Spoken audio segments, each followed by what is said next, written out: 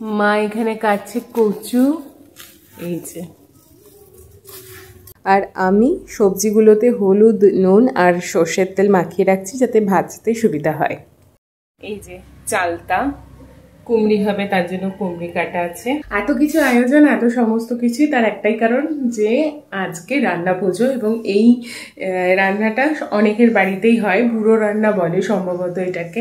নমস্কার, আমি মৌমিতা। আশা করি আপনারা প্রত্যেকে ভালো আছেন, সাবধানে আছেন, সুস্থ আছেন আর অবশ্যই পজিটিভ আছেন। আজকের এই আয়োজনটা জাস্ট ছোট্ট করে একটু আপনাদের সকলের সাথে ভাগ করে নেব। আমাদের বাড়িতে বেসিক্যালি পুজোটা হয় না। আগের 2 বছরে সম্ভবত আমি ভিডিও পোস্ট করেছিলাম, সেই অর্থে যারা দেখেছেন তারা জানেন যে আমাদের সেই অর্থে পুজো হয় না, কিন্তু এই আয়োজনটা করা হয়। আর এবছর বেসিক্যালি বাবা জিজ্ঞাসা করেছিল তোরা আসবি তো, বা শুভঙ্কর আসবে তো, তাহলেই কিন্তু হবে, না হলে ফালতু 2-3 জনের জন্য কি কেন করবো আর কি। তো যাই হোক, আমরা বললাম অবশ্যই, যেহেতু তারকেশ্বরের বাড়িতে রান্না পুজো নেই আর আমরা আগামীকাল বিশ্বকর্মা পুজোর দিন তারকেশ্বরে ব্যাকও করবো, সুতরাং সঙ্গে করে নিয়েও যেতে পারবো ঝুলি করে বেঁধে, যাতে বাপি মামুনিও একটু পান।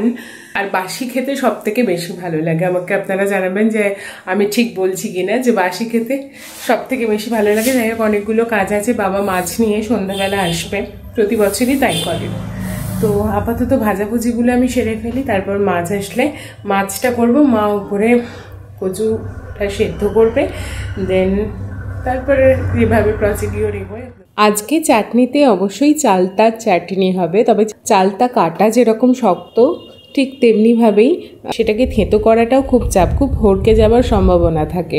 তো মা কেটে দিয়েছিল, তো মাই বললো যে একটা প্যাকেটের মধ্যে এটাকে পুরে কিছু একটা ভারী জিনিস দিয়ে বা শিল নোড়া দিয়ে যদি একটু থেঁতিয়ে নেওয়া যায় তাহলে একসাথে পুরোটা হয়, ছিটকেও যাবে না, হাতটাও বাঁচবে। তো আমি এটা প্রথমবার অ্যাপ্লাই করলাম, সত্যি খুব ভালো, আপনারা বাড়িতে ট্রাই করে দেখতে পারেন। জানেন, আমার এই রান্না পুজোতেই প্রথম আমি শিখেছিলাম ঢ্যাঁড়স ভাজতে।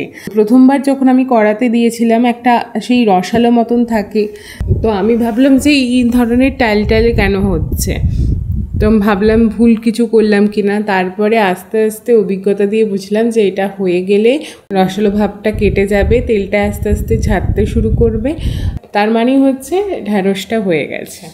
অনেকের বাড়িতেই রান্না পুজোতে কুমড়ি হয়, যেটা ডেজার্ট হিসাবে ওই নাড়ু টাইপের হয়, কুমড়ো মানে ছাঁচি কুমড়ো দিয়ে যেটা হয়। লাস্টবার আমি শিখেছিলাম, তো এবারও একটু করছি, আর করতে করতে চলুন আপনাদের সাথে রেসিপিটা একবার শেয়ার করছি। যারা জানেন না অন্য সময় করে খেতে পারেন, খুব ভালো, মানে আমার খুব প্রিয় একটা পদ আর কি। এটা কিছুই ব্যাপার না, কড়াতে সরিষার তেল, তার সাথে কালো জিরে আর শুকনো লঙ্কা ফোড়ন দিতে হবে। ফোড়নের যেরকম নিয়ম, ভালো করে একটু নাড়তে হবে যাতে গন্ধটা বেরোয়। ঠিক তারপরেই চাল কুমড়োটা যেটা ঝুড়ি ঝুড়ি করে কাটা আছে সেটাকে দিয়ে ভালো করে নাড়তে হবে। জলটা অল্প একটু বেরোতে শুরু করলে সামান্য একটু হলুদ আর নুন দিয়ে ছেড়ে দেবেন ওর মতন। জল পুরো শুকিয়ে আসলে, তেল ছাড়তে শুরু করলে তখন একটু পর্যাপ্ত পরিমাণে গুড় মিশিয়ে দেবেন। এই হচ্ছে নারকেল ভাজা, সেটার জন্য মানে এই ভাজাটাই মেনলি খাওয়ার জন্য আমি অপেক্ষা করে থাকি।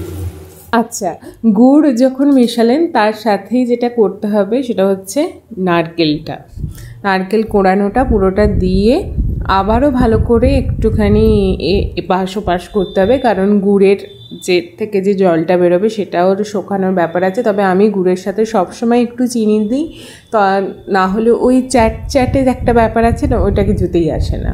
এটা অপশনাল, আপনারা চাইলে স্কিপ করে যেতে পারেন।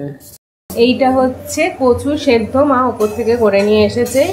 এরপর কি হবে? এটাতে মশলা মাখা হবে না, এইটা সাঁতলানো হবে নাকি? এবারে মশলা মাখা হবে। হ্যাঁ, সব রকম মশলা দিতে হবে, দিয়ে চটকাতে হবে, দিয়ে নিয়ে তারপরে জিরে ফিরে তেজপাতা দিয়ে, ওগুলো তো মশলার মধ্যে। তারপরে আচ্ছা, বুঝতে পেরেছি। কুমড়ির রেসিপি শেষ। এরপর চলুন চালতার চাটনিটাও একটু শেয়ার করি আপনাদের সাথে। কিছুই নয়, একই ব্যাপার। সর্ষের তেলের সাথে 5 ফোড়ন, সর্ষে, শুকনো লঙ্কা ফোড়ন দেবেন। ফোড়নের গন্ধ বেরোলেই যেটা করবেন, চট করে চালতাগুলো দিয়ে দেবেন। একটু নরম হয়ে আসলে তখন হলুদ, নুন, সেটা দিয়েও একটু ভালো করে এপাশ ওপাশ করবেন। আরও একটু নরম হয়ে আসলে দিয়ে দেবেন জল। জল দেওয়ার পর সেদ্ধ হয়ে গেলে তাতে দেবেন গুড়। আচ্ছা, নুনটা এখানে শেষে দেখানো হয়েছে কারণ আমি ভুলে গিয়েছিলাম দিতে। আচ্ছা, যাই হোক, এরপর আপনি পরিমাণ মতন গুড় দেবেন। তবে গুড় দিলে ওই যে আমি চিনিটা অনেকটা দিই, কারণ না হলে ওই চাটনির যে সেই একটা থিকনেস সেটা আমি কিছুতেই পাই না। এটা আপনারা দেবেনই, এটা একদম স্কিপ করে যাবেন না, চিনিটা অবশ্যই দেবেন এবং আমি জানি অনেকেই দেন। আরো তেল লাগবে। চলে এসেছি ওপরে, নিচের কাজ শেষ, এখন হবে মাছ। তো মাছ ভাজা, মাছের যাবতীয় যে গ্রেভি আইটেম সমস্তটাই এখানে। ব্যাকগ্রাউন্ড মানে লুক আউট করে যাবেন, কারণ খুব স্বাভাবিক 2-3 দিন ধরে বর্ষা চলছে আর আমার পেছনে গুলো শুকায়নি, শুকাচ্ছে।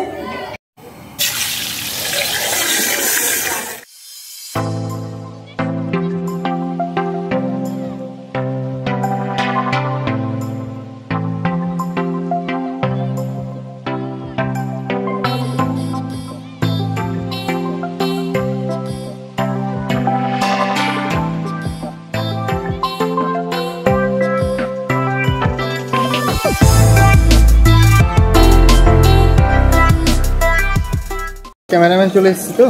হ্যাঁ, ক্যামেরাম্যান চলে এসেছে। ক্যামেরাম্যান নট অনলি এসেছে, ফ্রেশ হয়েছে, রেস্ট নিয়েছে, চা খেয়েছে, তারপরে নিজেকে কেমন বাকুস্তি তো বরাবরই। ভিডিওটা এখানেই শেষ করছি।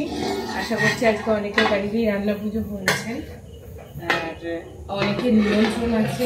তো সব কিছু নিয়ে মিলিয়ে মিশিয়ে যেভাবে জীবন যে পথে এগোচ্ছে সেইভাবে চলতে থাকো।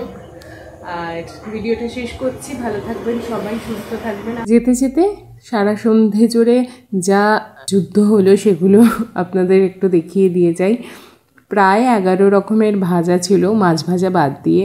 ডাল, মিষ্টি মিষ্টি যেটা নারকেল দিয়ে হয়, কচু শাক, তারপরে হচ্ছে ইলিশ মাছ ভাজা, কাতলা মাছের কালিয়া, বেগুন সর্ষে ইলিশ, আর চালতা চাটনি, তার সাথে আমার খুব প্রিয় কুমড়ি। সকাল হতেই পরের দিন আমরা তো চলে এসেছি রুমজুর থেকে তারকেশ্বর। এই ভিডিওটা ভাই পাঠিয়েছিল আমাকে যে বাড়িতে পুজো হচ্ছে অবশ্যই, এবং এবছর জেঠু পুজো করছে, এটা বেশ একটা অন্যরকম। তাই ভগবানের আরতি দিয়েই শেষ করলাম আজকের ভিডিও। ভালো থাকবেন সবাই, সুস্থ থাকবেন, আনন্দে থাকার চেষ্টা করবেন, সাবধানে থাকবেন আর মন খুলে প্রত্যেকটা মুহূর্তকে উদযাপন করুন, কারণ সত্যি জানি না আগামীটা ঠিক কি হতে চলেছে। প্রত্যেকটা মুহূর্ত তাই আমাদের কাছে ভীষণ ভীষণ দামি। তাই সকলকে নিয়ে বেঁধে বেঁধে থাকুন, কারণ প্রতিটা আগামীকাল অজানা। দেখা হচ্ছে পরের কোনো ভিডিওতে। টাটা।